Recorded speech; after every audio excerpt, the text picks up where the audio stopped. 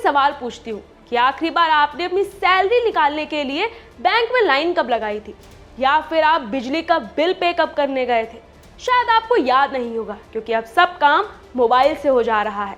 चलिए आज मैं आपको बताने वाली हूँ डिजिटल इंडिया मिशन के बारे में बहुत सारी बातें, इसी के साथ आने वाले फ्यूचर में कैसे ये आपका भी फ्यूचर बदलने वाला है। नमस्कार दोस्तों, मैं हूँ समीक्षा और आप देख रहे हैं बॉस वाला का हिंदी चैनल। आज हम बात करेंगे डिजिटल इंडिया मिशन की, किस तरीके से जो आप यूपीआई यूज़ करते हैं, आपका जो आधार है, डिजी लॉकर है, ये सारी चीज़ें कैसे आई और इसी के साथ इसका इस्तेमाल कहाँ कहाँ और कैसे होता है। तो चलिए इस वीडियो को शुरू करते हैं। सबसे पहला क्वेश्चन हमारे दिमाग में क्या आता है कि इसकी शुरुआत कब हुई? 1 जुलाई 2015 को डिजिटल इंडिया मिशन की शुरुआत हुई और इसी के साथ इसमें 3 चीज़ें बहुत ज़्यादा महत्वपूर्ण और ध्यान में रखी गई। सबसे पहली चीज़ जो ध्यान में रखी गई वो था डिजिटल तरीके से पहुंच बढ़ाना, यानी कि डिजिटली कैसे हम गांव में, शहरों में पहुंच बढ़ा सकते हैं, कैसे हम एक ही माध्यम से सबको कनेक्ट कर सकते हैं। उसके बाद आता है डिजिटल साक्षर, यानी कि डिजिटली लोगों को लिटरेट करना, कैसे हम डिजिटली उनको बढ़ा सकते हैं, कैसे डिजिटली उनको पढ़ा सकते हैं।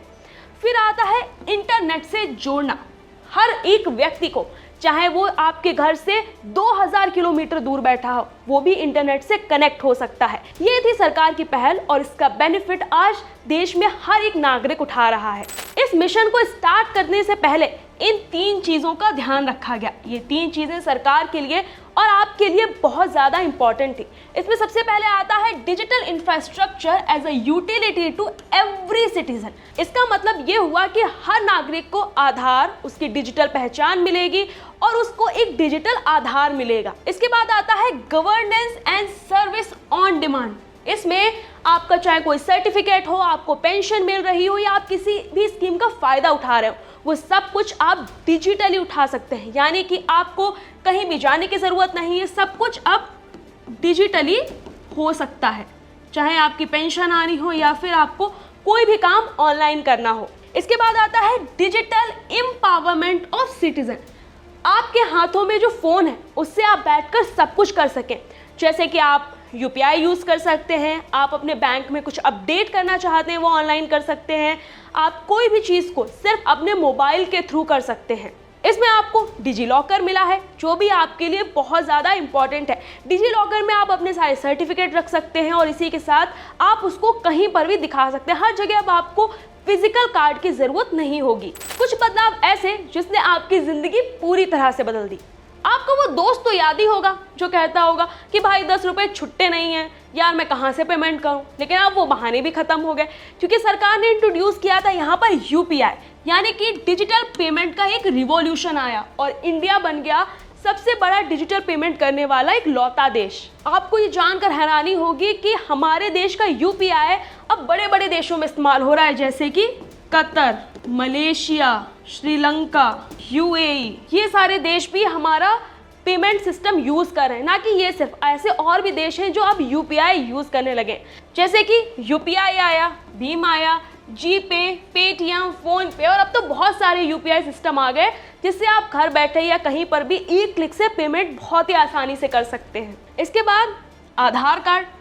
आधार कार्ड के साथ ई आधार भी आपको मिला है, यानी कि अब आपको फिजिकल आधार की ज़रूरत नहीं। अब ई आधार के माध्यम से आप कहीं पर भी आप अपनी आईडी को दिखा सकते हैं और आपकी वो आईडी मान्य भी होती है। फिर डिजी लॉकर, ये सबसे ज़्यादा यूज़फुल टूल आया क्योंकि डिजी लॉकर में आप अपने सर्टिफिकेट रख सकते हैं, अपने आधार, ड्राइविंग लाइसेंस, पासपोर्ट और इसी के साथ अपना पैन कार्ड, ये सारी चीज़ें, ये सारे डॉक्यूमेंट्स आप अपने डिजी लॉकर में बहुत ही आसानी से रख सकते हैं और आपको हर जगह इसे ले जाने की भी ज़रूरत नहीं पड़ेगी। इसके बाद आया ई गवर्नेंस। ई गवर्नेंस में आपको चाहे आपका पासपोर्ट हो, इलेक्ट्रिसिटी से जुड़ा कोई काम हो या फिर आपको आपकी ज़मीन का रिकॉर्ड हो, ये सब कुछ अब ऑनलाइन हो गया है, यानी कि आपको सरकारी दफ्तरों में दौड़ने की ज़रूरत नहीं है, भाग दौड़ नहीं करनी है, सब कुछ आपको ऑनलाइन मिल गया है। ई गवर्नेंस से ये सबसे बड़ा बेनिफिट आम यूज़र्स को हुआ है। इसके बाद स्टार्टअप एंड इनोवेशन, बहुत सारे स्टार्टअप्स के लिए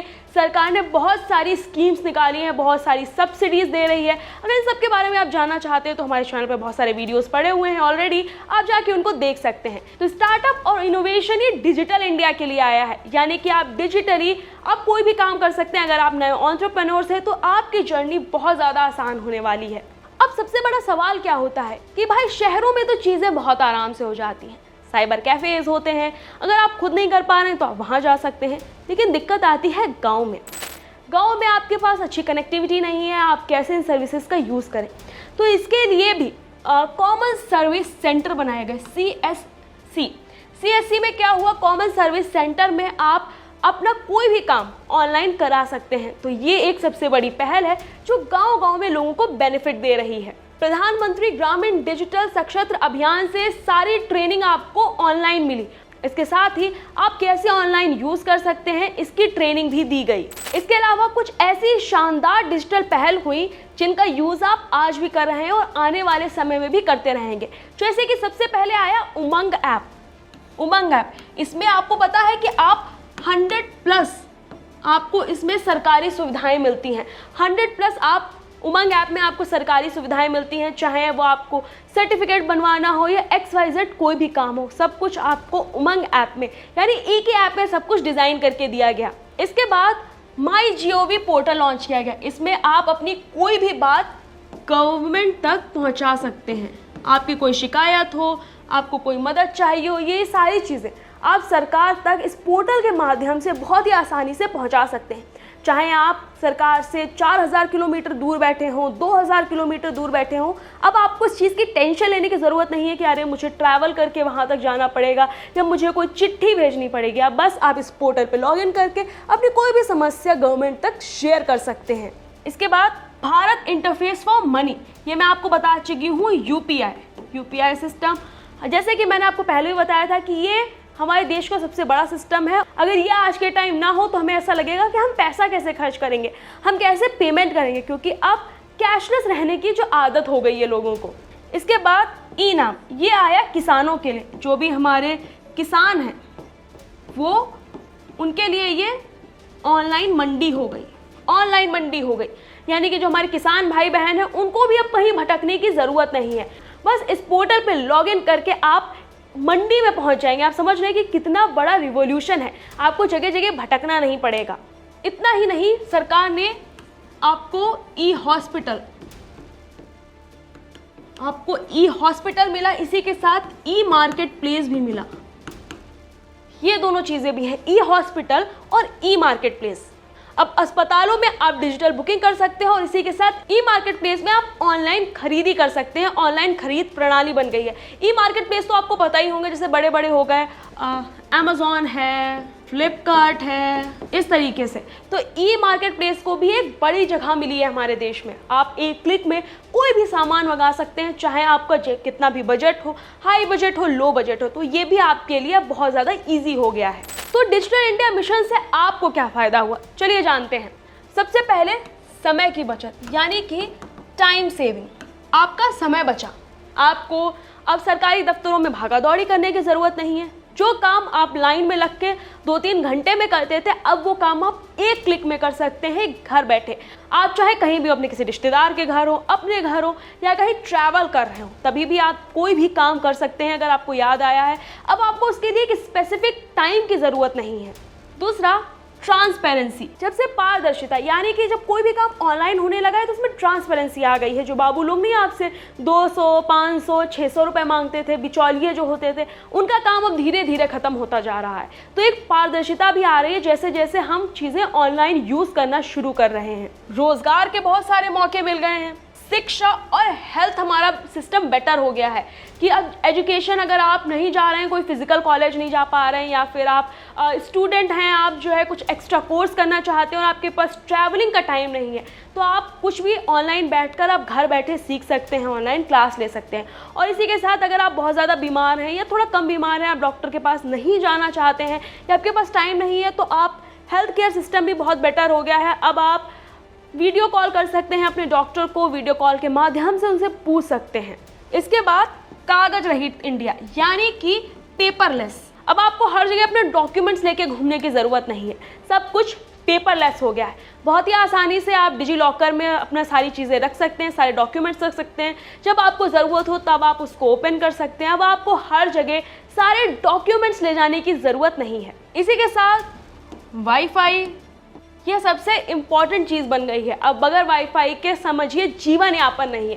तो ये कुछ ऐसी चीज़ें हैं जो डिजिटल इंडिया का मिशन है और आज भी आप इसको यूज़ कर रहे हैं और आने वाले समय में भी आपको बहुत ज़्यादा बेनिफिट देने वाली हैं। लेकिन इस वीडियो का मेन उद्देश्य आपको ये बताना था कि कौन कौन सी चीज़ें ऑनलाइन हो गई हैं, कौन कौन सी चीज़ों का आप यूज़ घर बैठे कर सकते हैं। अब आपको कहीं जाने की ज़रूरत नहीं है। इसीलिए अब आपसे कोई भी आपकी, चाहे आपको सरकार से मदद चाहिए हो, चाहे आपको शिक्षा के क्षेत्र में कोई मदद चाहिए हो, हेल्थ के क्षेत्र में कोई मदद चाहिए हो, अब आप घर बैठे सिर्फ 1 क्लिक अवे हैं। तो आप इन सारी चीज़ों को बहुत ही आसानी से एक्सेस कर सकते हैं। आपको ये वीडियो कैसा लगा मुझे कमेंट करके ज़रूर बताइएगा और इसी के साथ आप कौन सी चीज़ सबसे ज़्यादा यूज़ कर रहे हैं ये भी मुझे कमेंट करके ज़रूर बताइएगा।